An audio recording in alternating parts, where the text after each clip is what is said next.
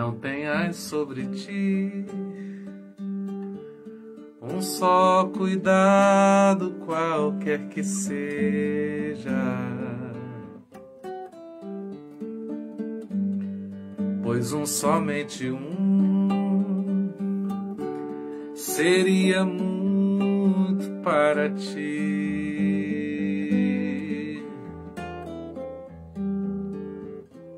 É meu, somente meu, todo trabalho, e o teu trabalho é descansar em mim. Não temas quando enfim tiveres que tomar decisão. Entrega tudo a mim, confia de todo o coração.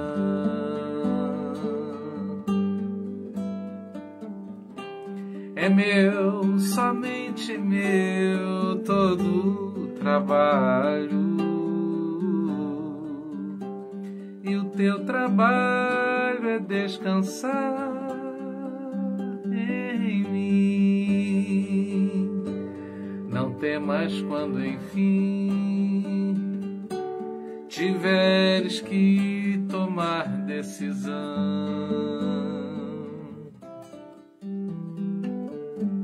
Entrega tudo a mim, confia de todo o coração.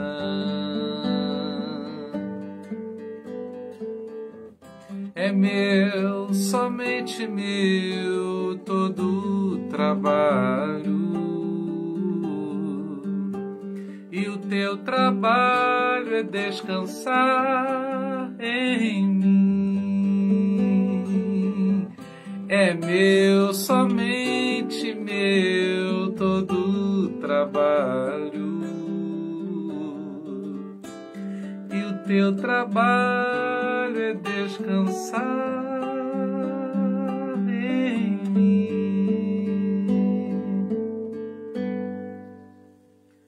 Bom dia mais uma vez, paz do Senhor. Se eu pudesse, eu ficava cantando o dia inteiro, que o nosso trabalho é descansar no Senhor. A gente precisa aí, não é? Ao longo do dia, por vezes, parar e dizer: Senhor, me faz crer que o trabalho está nas tuas mãos e o meu trabalho é descansar no Senhor. E a gente vai viver muitas experiências poderosas, porque quando a gente acha que está tudo na nossa mão, escorrega, não é? Quando a gente coloca na mão do Senhor, a gente fica firme e prossegue. Meus irmãos queridos, a paz do Senhor mais uma vez, a gente vai completar hoje a carta de Tiatira. Eu quero falar mais sobre Jezabel. Hoje eu dividi propositalmente para que a gente pudesse aprofundar um bocado. A proposta não é uma proposta histórica, né? E a gente precisa dessa revelação de quem é o Senhor Jesus. Estamos tomando aqui emprestado o texto de Apocalipse para conhecermos um pouco mais sobre o Senhor Jesus. E, posteriormente, quando eu acabar de falar das cartas, eu queria fazer um estudo só resumindo as cartas, porque a gente pode pincelar de cada carta características importantes sobre a igreja que agrada ao Senhor e, ao mesmo tempo, ressaltar pontos que não agradam ao Senhor, para que a gente tenha como uma régua que possa medir como estamos sendo igreja. Eu quero te convidar para orar agora. Eu sempre ressalto que há uma disputa nesse momento. A tua mente, ela é um campo e há um conflito nesse campo. Você precisa saber disso. Você acha que o mal, o inimigo das nossas almas, tem interesse que você ouça a palavra de Deus, compreenda, seja fortalecido por ela? Ele não quer. Então é um momento que surgem distrações, às vezes bate o cansaço. Eu costumo dizer que é o seguinte, muita coisa é por afinidade, não é? Mas quando se trata do estudo bíblico, a gente tem que fazer uma força, né? Eu nem acho que é obrigatório que o estudo bíblico seja uma coisa presencial, tá? Estava conversando hoje pela manhã com a Daniela sobre isso. Acho que algumas coisas podem realmente ser feitas virtualmente, outras não, né? Faz falta o abraço, faz falta um toque, uma imposição de mãos, faz falta fazer uma ceia realmente presencialmente, com toda certeza. Mas o estudo bíblico é uma coisa que a gente pode fazer como a gente está fazendo, não é algo impossível. Eu acho que cabe uma adaptação aí por parte de alguns, nem todo mundo gosta. Tem gente que prefere ler do que assistir um vídeo, não é? Mas é importante que a gente não perca de vista que o estudo bíblico é uma necessidade, né? A gente precisa explorar o texto com um pouquinho mais de profundidade e isso ajuda, né? Quando você ouve uma pregação acerca de um texto que você já conhece, fica mais fácil. Então a proposta aqui é uma proposta de facilitarmos. Vamos orar? Pai, precisamos muito de Ti, para que a nossa mente não ofereça empecilho para a entrada da revelação no nosso ser. Que seja uma obra do Espírito Santo, o entendimento, o aprofundamento, o fortalecimento, a transformação da nossa mente. Nem sabemos explicar como isso acontece, mas temos fé. Temos fé no nome de Jesus, de que sairemos desse tempo juntos entendendo alguma coisa que antes não estávamos entendendo plenamente. Vamos avançar um pouco mais e isso nos alegra, Pai. Que através da Tua palavra possamos conhecer a Tua vontade, sabermos quem é Jesus, amarmos mais aquele que nos amou primeiro e continua nos amando, incondicionalmente, com um amor que até mesmo nos constrange. Pai, sê conosco, seu ensinador através do Espírito Santo, que esse estudo possa nos ajudar de maneira muito prática e objetiva. É o nosso clamor, é o nosso pedido no nome de Jesus. Amém. Muito bem. Eu encontrei com a Sônia ontem, ela não me viu que eu estava passando de carro, ela estava a pé, não é? Eu vi a Sônia com a netinha. Eu achei enorme, não é? Eu fiquei sem saber qual que pudesse ser, que o tempo passa rápido, não é mesmo? Muito bem. Bom, a gente vai seguir. Eu fui até o verso 20, se eu não me engano, e eu vou a partir do 20 novamente, para a gente recuperar, e hoje, especificamente, vamos falar sobre Jezabel. Falamos um pouco sobre Tiatira, a carta dirigida a Tiatira na semana passada, e aí falamos um pouco sobre Jezabel, mas eu me comprometi com vocês a trazer um complemento, e aí nós vamos do 20 até o 29, não é? Falando especificamente aí sobre a conclusão da carta e um pouco mais sobre Jezabel. Capítulo 2, a partir do verso 20, diz assim: Mas tenho contra ti que tolera Jezabel, mulher que se diz profetiza, ensinar e enganar os meus servos para que se prostituem como um dos sacrifícios da idolatria. E dei-lhe tempo para que se arrependesse da sua prostituição, e não se arrependeu. Eis que a porei em uma cama, e sobre os que adulteram com ela virá grande tribulação, se não se arrependerem das suas obras. E ferirei de morte a seus filhos, e todas as igrejas saberão que eu sou aquele que sonda os rins e os corações, e darei a cada um de vós segundo as vossas obras. Mas eu vos digo, a vós e aos restantes que estão em Tiatira, a todos quantos não têm esta doutrina e não a conheceram, como dizem as profundezas de Satanás, que outra carga vos não porei, mas o que tendes, retende até que eu venha. É o que vencer e guardar até o fim as minhas obras, eu lhe darei poder sobre as nações. Com vara de ferro as regerá, e serão quebradas como vasos de oleiro, como também recebi de meu Pai. E dar-lhe-ei a estrela da manhã. Quem tem ouvidos, ouça o que o Espírito diz às igrejas. Palavra do Senhor para nós. Na semana passada, quando a gente falou sobre Jezabel, nós fomos enfáticos ao afirmarmos que não estamos nos dirigindo a uma pessoa. Eu estava até comentando que é muito comum a gente olhar à nossa volta e dizer que aquela mulher, e aí já há um machismo, né? Porque é sempre uma mulher, aquela mulher é Jezabel. Não. Temos que fugir disso.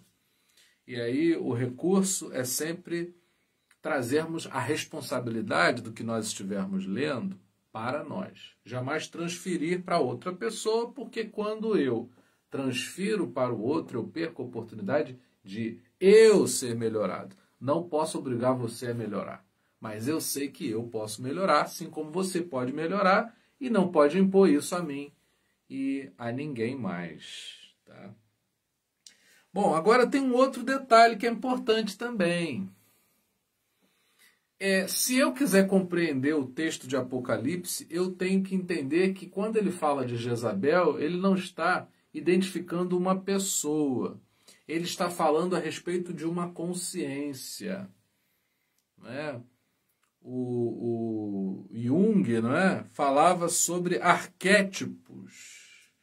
Então são propostas maiores de comportamentos que eu posso simbolizar através de uma pessoa. A gente tem ideias sobre as coisas que podem ser simbolizadas por outras coisas. Por exemplo, quando você pensa no Brasil, no brasileiro, você tem algumas figuras. Você tem o futebol, você tem o samba, você tem um país muito evangélico. Em outras religiões também o Brasil se destaca bastante em número de adeptos, enfim. Você tem imagens. E quando você tem a imagem de Jezabel, você precisa pensar numa consciência. E aí, como eu falei na semana passada, pode estar em nós. É sempre alvo de batalha, não é? E a gente pode vencer essa batalha. A gente tem que encarar com esperança, mas sem termos a dificuldade de reconhecermos que podemos estar seguindo num caminho mais próximo de Jezabel. Deixa eu ler aqui o que Marcinha está falando. Pastor Lu nunca gostou de igreja para assistir escola dominical e Juliana ouvir cada palavra de estudo que o senhor traz. É isso, né? Eu acho que é uma adaptação. Eu já tinha no meu coração, há muitos anos, a ideia de que fazer as pessoas afluírem para um espaço para, especificamente, estudo bíblico, não era tão proveitoso quanto o que nós já podíamos fazer já há muito tempo. Não é? A minha ideia, quando eu coordenei a área de escola dominical na igreja, era que os professores gravassem as aulas e disponibilizassem para os alunos. Ninguém nunca quis fazer. Porque essas coisas são muito resistidas, de fato, né? E eu posso dizer, da minha parte, da parte da minha família, que para mim é uma bênção muito grande não viver mais a correria que eu vivia. E estou produzindo muito mais em função disso, né? A gente tem que compreender que é uma necessidade que a gente pode viver aí sem maiores perdas. Pelo contrário, né? Eu acho que o teu retorno aí, ele é um retorno que significa muito. Né? A gente tem que ter experiências, efeitos das coisas que a gente faz, e eu acho que um efeito da gente fazer como a gente está fazendo aqui é justamente esse. Tá? As pessoas têm falta de tempo, as pessoas lutam com muitas atividades, e eu respeito muito, talvez, das lives que a gente faz não é? Quase 14 lives que a gente faz durante a semana, essa seja que tenha o público que eu tenha mais respeito nesse sentido, porque são pessoas que estão separando um tempo para estudo bíblico, não é? Então, não são pessoas desocupadas, eu estou falando aqui com pessoas que têm muitas ocupações. E aí, quando a gente tem a possibilidade de aproveitar esse tempo para estudar a Bíblia, com toda certeza isso é muito precioso. Bom, então, quando eu penso que Jezabel é uma consciência, isso facilita muito eu entender o texto. Apocalipse só é complicado se você quiser ler ao pé da letra. Ah, eu quero entender o que é que diz isso, o que significa aquilo. Não, é uma consciência. E aí, quando ele diz, e aqui a gente começa, dê-lhe tempo para que se arrependesse, cuidado. Eu também não quero, assim como você não pode apontar o dedo contra uma pessoa e chamar de Jezabel, porque nós estamos falando de uma consciência, nós não estamos apontando o dedo contra pessoas, todos nós podemos ser um pouco Jezabel, não é? Aí fica a responsabilidade maior para a gente. Assim como você não pode fazer isso, você também não pode achar que Deus, ele pune, condena as pessoas. E eu já explico. Temos dificuldades, sofremos consequências dos nossos atos.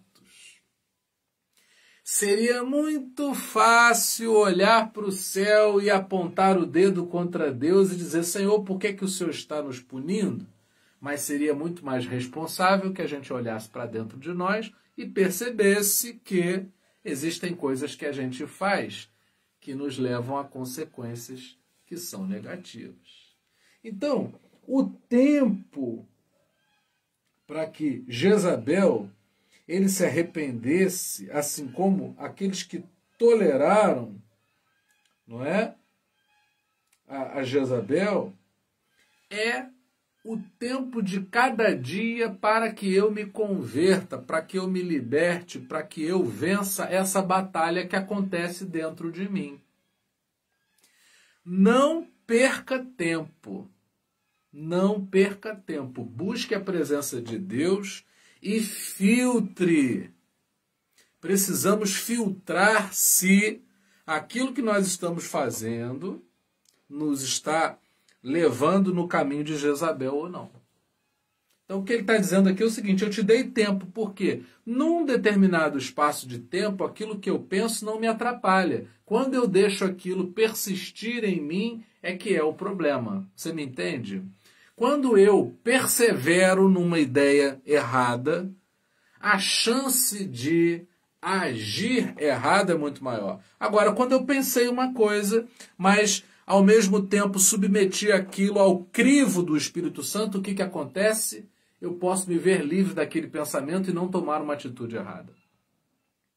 Quantas coisas na vida você já pensou em fazer e não fez? E depois você agradeceu a Deus porque, que bom, eu não fiz uma besteira que eu pensei fazer, mas não fiz. Sabedoria tem a ver com isso. Nós não estamos livres, veja bem, nós não estamos livres de termos pensamentos ruins. Mas a sabedoria que vem do alto, que vem por intermédio do Espírito Santo para nos atravessar, é justamente essa em que a gente submete o que pensa ao Espírito para que aquilo que não for aprovado pelo Espírito Santo não seja realizado pelas minhas mãos. Então, nisso aí, olha, a gente pode ganhar, sermos vitoriosos e muitíssimo abençoados. Eu tenho pensamentos, mas não sou obrigado a agir segundo aquilo que eu penso. Eu ainda posso reconhecer uma outra instância, que é a instância do Espírito Santo. Eu tenho que ter a prática na minha vida de conversar com Deus. Eu chegar para Deus e dizer, Senhor, eu estou pensando isso, mas eu quero saber, eu quero colocar diante do teu altar para saber se é isso mesmo ou não. E a resposta sempre vem. O que acontece é que muitas vezes a gente não passa por essa instância. Quando a gente não passa por essa instância que se chama Espírito Santo, a gente perde o tempo para o arrependimento. Então, esse é um ponto muito importante. Há um tempo. Se a gente situar historicamente, a igreja ela passou por um esfriamento muito grande depois da morte de Jesus. Principalmente porque passou um tempo depois que Jesus morreu, de modo que as pessoas disseram para si mesmas, mas ele não voltou ainda. Talvez as pessoas julgassem que Jesus voltaria muito mais rápido do que elas foram vendo o tempo passar. E aí isso deu margem, talvez, para muitos pensamentos, mas nós precisamos preservar na nossa vida o tempo do arrependimento. É aquele tempo que você tem para medir o que você está pensando, de modo que você não venha tomar atitudes inconsequentes, irresponsáveis, que vão te trazer maus resultados. Então, isso é uma coisa para a gente pensar. Não estamos livres de pensamentos que refletem, que se aproximam da consciência do que é tolerar ou ser Jezabel. Ninguém está livre disso. Mas há uma coisa chamada tempo do arrependimento que a gente tem que usar a nosso favor. Dei-lhe tempo para que se arrependesse da sua prostituição. Prostituição, aqui nós não estamos falando somente dessa prostituição como a gente conhece, essa devassidão moral. Nós estamos falando de algo que não tem compromisso. A prostituta é alguém que não tem compromisso, que ela não tem vínculos, não é? E muitas vezes a gente tem pensamentos que estão fora dos nossos vínculos reais. Qual é o meu vínculo se eu sou cristão? Meu vínculo é com Jesus Cristo. Se eu estou vinculado a Jesus Cristo, eu tenho fé em Jesus Cristo. Os meus valores são segundo Jesus Cristo. E aí, se eu tiver um pensamento fora desse vínculo, é como se eu estivesse me prostituindo.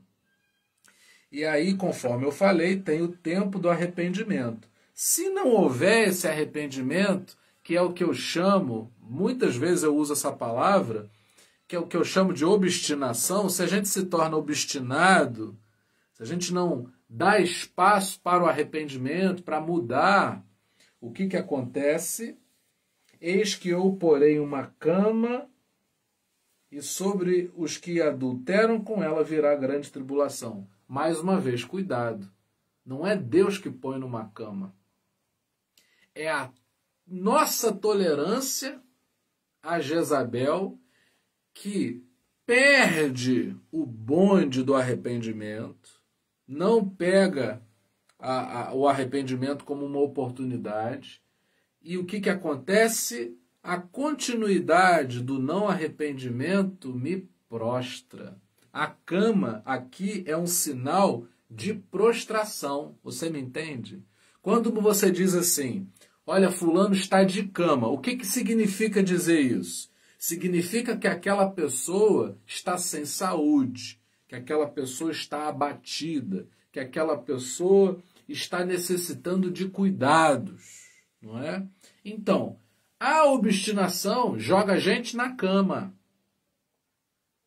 E aí eu já tenho que começar a medir. Será que alguma coisa na minha vida eu não estou insistindo?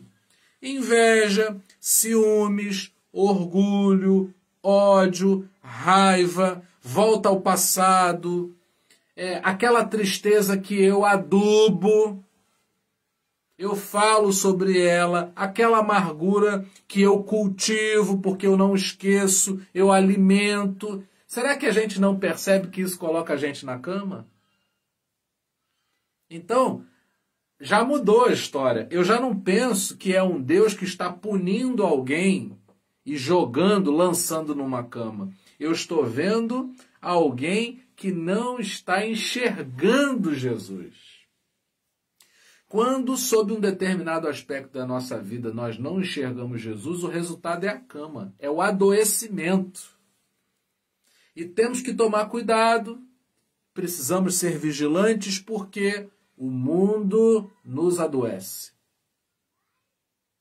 Nós somos adoecidos pela maneira como o mundo... Eu, por exemplo, que moro numa área rural, quando eu preciso sair, quando eu preciso estar na cidade, resolver coisas na cidade, para mim é um choque muito grande. Porque eu enfrento estresse, eu enfrento pessoas trabalhando muito amarguradas, eu enfrento pessoas intolerantes, impacientes em todo lado, não é? Eu enfrento situações que eu acho que poderiam ser evitadas, e eu percebo que tudo isso adoece. Ontem mesmo eu precisei ir a Niterói e voltei. E já chegando na garagem do prédio, já tinha um carro atravessando, não conseguia estacionar, aí tem que chamar o porteiro, a pessoa tem que descer, arrumar o carro. E eu fiquei assustado como o contato com a cidade, não é? A agitação, o quanto nos adoece. Porque você volta de uma empreitada como essa cansado, chateado, pesado, sobrecarregado, não é? Por quê? Porque o sistema mundo, a maneira como as pessoas lidam umas com as outras, adoece mesmo. Então eu preciso perceber na minha vida até que ponto eu estou tolerando esse espírito de Jezabel. Os que adulteram com ela, sobre eles virá grande tribulação, se não se arrependerem das suas obras. Ou seja, é a tribulação da mente, é o estresse, é o resultado do cultivo dessa permanência do mal dentro da gente. Você está sujo, né? Você se sujou, se cansou, suou muito, você toma um banho e você já está novo. Aquilo renova as tuas energias. Mas aquele que não faz isso, que não toma esse banho espiritual que traz o renovo, aí vem a grande tribulação. E às vezes a gente passa por tribulações resultantes do endurecimento do nosso coração. Se o teu coração endurecer acerca de qualquer assunto, eu conheço pessoas que dizem assim: eu ainda não perdoei fulano, não é? Ainda não consigo lidar com essa situação. Cuidado. Esses dias eu precisei pegar um Uber justamente para buscar o carro que estava na revisão anual. E aí, ela me contando a experiência, era uma motorista, me contando a experiência que ela, com 21 anos, sofreu um acidente. Ela foi vítima de motoristas bêbados, e aí ela sofreu um acidente, ficou inconsciente, foi internada, teve um prejuízo enorme que ela teve que arcar sozinha. Ela estava dizendo que é ela sozinha e tal. E aí eu perguntei para ela, né, como é que ela superou a dificuldade, o trauma, né? Para mim é uma pergunta super importante, porque a gente lida com isso com as pessoas, né? E ela falou assim para mim: eu não tive opção. Eu sonhei em ter o meu carro para poder dirigir, e eu faço Uber alternativamente a um outro trabalho que eu tenho, e eu uso esse recurso justamente para pagar a prestação do carro, e ou eu voltava a dirigir sem voltar ao trauma, ou eu iria estar desistindo de um sonho maior. Eu fiquei muito grato por aquela experiência de ouvir aquele testemunho. É isso, é exatamente isso. Por um projeto maior, por um sonho maior, por você saber que Deus tem coisas maiores na sua vida, você tem que superar algumas coisas. Uma rusga aqui, outra ali, uma inconveniência aqui, outra ali. Agora mesmo eu estava comentando na rede social de uma pessoa, e aí uma outra pessoa que eu não conheço escreveu um comentário super maldoso, truncando o assunto, não é? Falando até coisas que não tinham a ver com o que estava sendo falado. Eu tive que excluir o meu comentário e sair daquela situação, porque eu falei: não, eu quero prosseguir, não dá. A gente está usando aqui essa ferramenta, né, através do Facebook, porque é uma oportunidade. É gratuito, eu não poderia fazer de outra forma, enfim. Mas eu reconheço que as redes sociais estão muito sufocantes, porque as pessoas são deselegantes mesmo, né? As pessoas são maldosas nos comentários que fazem, e aí eu preciso, para que eu não sofra essa grande tribulação sobre o meu ser, sobre a minha mente, sobre a minha alma, eu preciso, não é, buscar a Deus. Nós cantamos aqui, não tenha sobre ti, e aí eu já senti a libertação e já posso caminhar para frente. Temos que agir assim. Temos que agir assim. Ou a gente avança buscando esse arrependimento, essa transformação, ou o fruto de nossa obstinação será essa grande tribulação sobre nós. Então, cuidado, cuidado. Existem situações inevitáveis, como é óbvio, não são sobre essas que nós estamos falando, mas existem situações que são evitáveis, que basta que você lide com a situação de uma maneira diferente. Às vezes a gente é complicado demais. Estou sendo até educado, dizendo que às vezes, porque se somos complicados, se complicamos muito as coisas se tornam muito pesadas. E o resultado disso não pode ser outro: grande tribulação. Alguém tem dificuldade de entender que a obstinação leva à grande tribulação? Obviamente, quem quiser situar profeticamente, dizer acerca de um tempo que é outro, e os sinais, enfim, tudo bem, pode seguir por essa linha. Mas eu estou interessado na grande tribulação de agora, que eu possa estar vivendo justamente como fruto de minha obstinação a respeito de algum assunto. Muita gente se obstina, não se arrepende, perde o tempo do arrependimento e sofre o dano agora. Eu não estou falando de futuro, eu não estou falando de algo que ainda vai acontecer, é algo que às vezes a gente está atravessando. E todos nós temos em nossa mente. Seria bom que todo mundo fizesse terapia, com terapeuta mesmo, profissional. E aqui a gente tem alguns, tem Sônia, tem Ariadne aí, tem gente à beça aí que pode ajudar profissionalmente, porque é uma necessidade. Se todos pudessem fazer terapia, era bom. Era muito bom, né? Aqui a gente está com uma parceria, é um tripé. Você pode fazer esporte, que ajuda, você pode fazer terapia, que ajuda, assim como a espiritualidade tem também a sua contribuição a dar, não é? Mas, de fato, a gente vive numa sociedade. Se aí a gente tomar, não sei se o Lázaro está aí, que é médico, ele pode afirmar aí, eu vi ele por aí em algum lugar, não é? Ele pode afirmar quantidade, tanto Brasil quanto Estados Unidos, de receitas para as pessoas serem medicadas com Rivotril.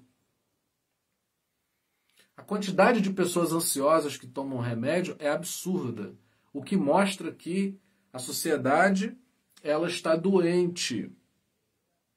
Então, esse tempo do arrependimento não é porque Deus é mau e ele cria um caso e só se você o bajular... Não, não é isso. É porque se a gente não muda, se a gente não abre o nosso coração para o Evangelho entrar e tratar conosco, nós, não é?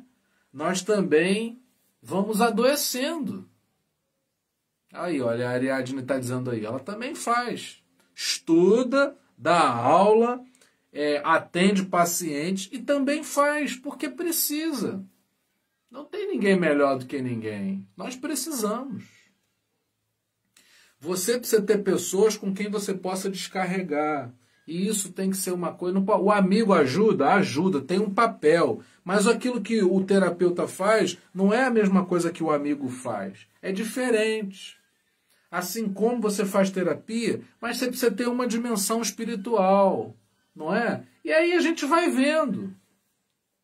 É interessante, os irmãos estão colocando aí, né, os que fazem. Uma coisa que eu sonhei no início da terapia de Cristo, não é, há cerca de 10 anos atrás, pouco mais talvez, lá pelos idos de 2009, por aí, eu sonhei muitas noites com um grupo que se reunia e as pessoas falavam sobre aquilo que elas estavam sentindo e eu notava com surpresa que as pessoas se sentiam à vontade. Eu, como faço parte da igreja desde sempre na minha vida, eu me lembro das pessoas esconderem sentimentos porque elas não queriam ser vistas como fracas na fé, porque as pessoas diziam que uma pessoa que está passando por depressão, ou uma pessoa que vai à terapia porque é maluca, porque está endemoniada, e Jesus resolve, e é um absurdo, não é? Quem é um pouco mais antigo na fé sabe que era assim. Mas eu fico muito feliz porque aquilo que eu sonhava está se tornando cada vez mais realidade, é terapêutico a gente se abrir e falar com facilidade, não é? Das nossas necessidades, e estamos aqui todos no mesmo barco, porque todo mundo está lutando aqui para viver esse tempo do arrependimento de uma maneira frutífera, de modo que a gente não adoeça com as coisas que nos sucedem. Eu fiquei muito feliz de ter pego o Uber com uma motorista que não adoeceu, não é? Tamanho, seria autêntico se fosse assim, porque uma menina de 21 anos que sofre um acidente, que um carro que ela lutou para comprar e tem que pagar, enfim, aquela coisa toda, seria muito difícil continuar dirigindo. Talvez ela pudesse até superar sobre outros aspectos, mas talvez nunca mais dirigir, como existem inúmeras pessoas, mas ela superou. E a gente precisa isso, contar essa história de superação todos os dias a partir do efeito do Evangelho na nossa vida. Então o Evangelho, ele bate na gente, a gente compreende que esse tempo do arrependimento tem a ver com novos hábitos, tem a ver com procura de ajuda técnica, não é? Sim, não é? Tem a questão da espiritualidade, tem que estar tudo em dia, porque não queremos sofrer esse dano. Ferirei de morte a seus filhos. Não é? Filhos aí, não como filhos carnais, mas como aquilo que é fruto de alguma coisa. Nossos pensamentos são como filhos. Coisas que são geradas por causa dessa aversão ao arrependimento. Não é? E eu fico muito triste quando eu percebo que as pessoas frequentam templos, muitas delas ligadas, muito religiosas, mas pouco abertas à mudança, à transformação. É isso. Deus não fere o filho de ninguém, gente. É que nós geramos coisas através da nossa alma adoecida que são coisas que matam, que assassinam, que fazem morrer coisas dentro de nós. Qual é a sucessão de uma doença que não é curada? É a morte. Então, se eu estou doente emocionalmente e eu não me trato, o fruto disso é a morte.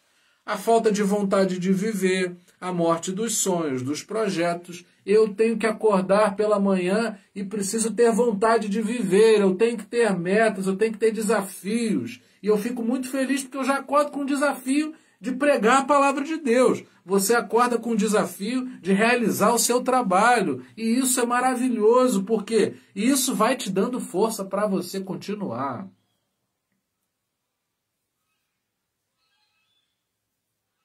Olha aí, Adelaide, experiente também. Na minha juventude, se conversasse com algum irmão ou pastor sobre estar deprimido, dizia que era para jejuar e orar. Isso não é de Deus. Crente não tem depressão. Olha aí. Muitas pessoas adoeceram ainda mais por causa disso aí, porque receberam essa palavra. E a nossa palavra hoje não é uma palavra de tristeza, de condenação. Falar sobre Jezabel não precisa ser uma coisa pesada, não. Existe uma coisa chamada tempo do arrependimento, que é para a gente usar bem.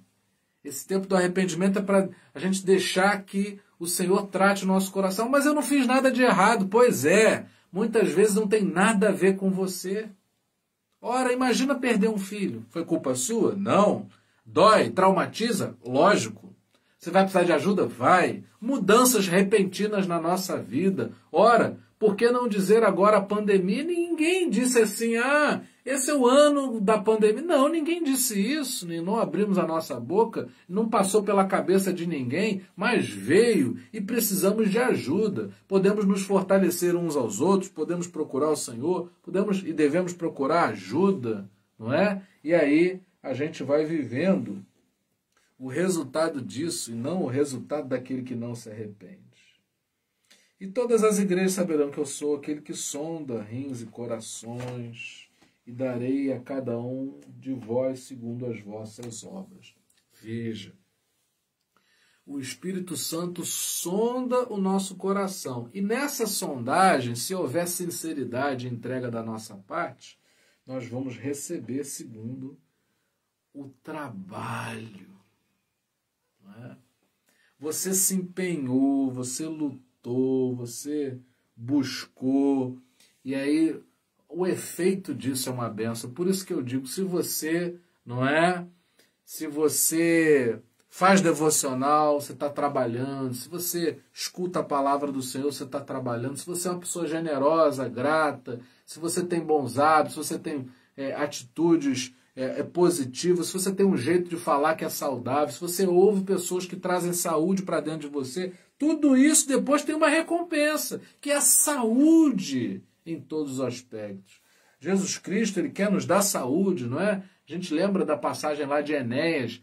Pedro diz para Enéas o quê? Jesus Cristo te dá saúde, porque o objetivo de Jesus é que tenhamos saúde em todas as áreas da nossa vida. Mas eu vos digo a vós, os restantes que estão em Tiatira, todos quantos não têm esta doutrina e não a conhecem, como dizem as profundezas de Satanás, que outra carga vos não porei. Tem gente que passa limpo por essas situações, não é? E aqueles que estão passando devem reconhecer o Senhor para que não vivam o resultado negativo dessa sobrecarga. Ao que vencer e guardar até o fim as minhas obras, eu lhe darei poder sobre as nações. Ah, querido, querida, isso é poderoso, isso é maravilhoso demais. Deus, através do seu Espírito Santo, quando você submete teu coração sinceramente a Ele, o que é que Ele faz? Ele te dá poder.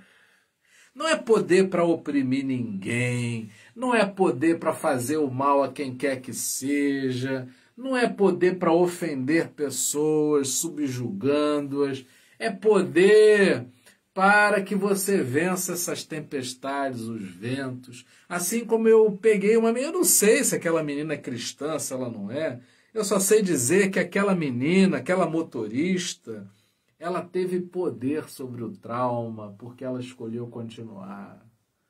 Não é? Não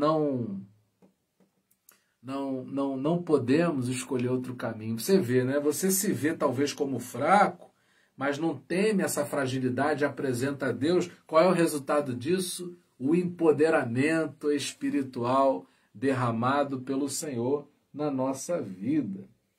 E com vara de ferro as regerá, e serão quebradas como vasos de oleiro. Olha só como é que funciona esse empoderamento espiritual. Você começa a reger com vara de ferro. É você que domina, não é? É isso que a gente chama de domínio próprio.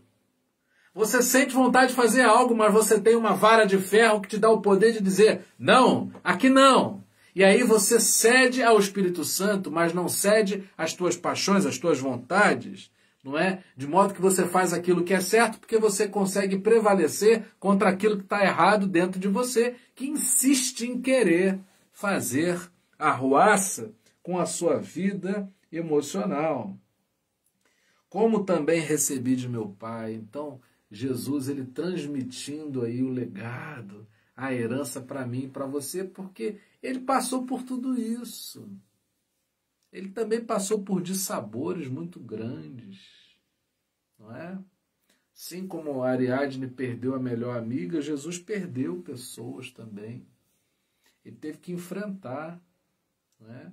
E aí, ele agora transmite para nós o legado, o poder da ressurreição. E agora nós regemos com vara de ferro. Quando a tristeza vem, a gente tem a vara de ferro ali para dizer, não, Quem domina meu coração é o Espírito Santo. Glória a Deus. Dar-te-ei a estrela da manhã. Então uma luz vai brilhar, uma luz mais forte, não é? Que significa, a estrela da manhã significa que passou a noite. Então, se você está passando por um período de noite, agora de trevas, você tem a esperança da estrela da manhã no teu coração, e isso é o suficiente para que você, crendo, vá recebendo essa luz. Como eu digo quase que toda live, a vereda do justo é como a aurora, que vai brilhando mais e mais até ser dia perfeito. A noite vai deixando de ser noite e vai dando lugar a um novo dia em que brilha sobre nós a estrela da manhã. Quem tem ouvidos, ouça o que o Espírito diz às igrejas. O Espírito Santo está falando nos nossos corações, movendo lá dentro, aonde ninguém é capaz de tocar. O Senhor está movendo, retirando dores, retirando angústias, retirando pensamentos. Às vezes, por que não dizer, quase todos os dias eu recebo telefonemas de pessoas dizendo: olha, estou tendo pensamentos suicidas. Eu não me apavoro, eu não estranho, eu não condeno, eu simplesmente faço a oração ao Senhor, Senhor, porque eu creio nesse Espírito que visita a sua igreja, o corpo de Cristo, os irmãos que estão procurando por Jesus em meio a um mundo mau, não é? O mundo é mau, não é? No mundo tereis aflições. A Bárbara já citou o versículo, mas tem de bom ânimo, e esse bom ânimo é fruto da ação poderosa do Espírito Santo. Pai, repreende no poder do teu nome o espírito de Jezabel. Que essa consciência que nos conduz a dores, a adoecimento e gera até morte dentro da gente seja repreendida no poder do teu nome. Que aproveitemos, que abracemos o tempo do arrependimento para que não nos suceda algo pior, que cesse o mal, que aflore o Espírito Santo, que desça sobre nós a luz da estrela da manhã e com ela as trevas sejam dissipadas. Pai, tem misericórdia da vida de cada um de nós, do nosso coração, que ele não seja sede, que ele não seja trono do mal, da tristeza, da infelicidade, da amargura, da prisão ao passado, algo que já aconteceu. Pai, que possamos ter a nossa mente renovada, nossos pés fortalecidos, nossas mãos limpas, nosso corpo refrigerado pela ação poderosa do Espírito Santo, e que assim sigamos rumo às promessas que o Senhor tem. Ao que vencer e guardar até o fim, lhe darei poder sobre as nações. Pai, dá-nos poder sobre todo mal que incide contra as nossas emoções, que possamos reger com vara de ferro, tenhamos domínio próprio e sejamos transbordantes do teu Espírito Santo. Que ouçamos a voz do Espírito Santo falando à igreja do Senhor. Essa é a nossa oração nessa manhã, no nome de Jesus. Amém. Que a graça maravilhosa do nosso Senhor e Salvador Jesus Cristo, que o amor incomparável de Deus, o nosso eterno Pai, que as doces consolações do Espírito Santo sejam com cada um de nós para todo sempre. Amém. Muito bom. Eu confesso que eu estava preocupado, porque eu fiquei, Senhor, mas falar sobre Jezabel, mas foi muito mais leve porque você estava aí com a gente. Foi bom, o Espírito Santo nos atravessou, eu tenho certeza disso, e o fruto disso é bênção, é edificação, é renovo, é fortalecimento, é direção para a nossa vida.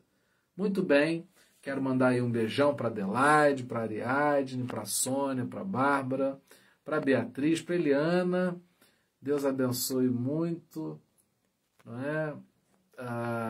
Deus abençoe também a Marcinha, o Lúcio, Eli, Daniele está por aí também, o Jorge, Ernestina.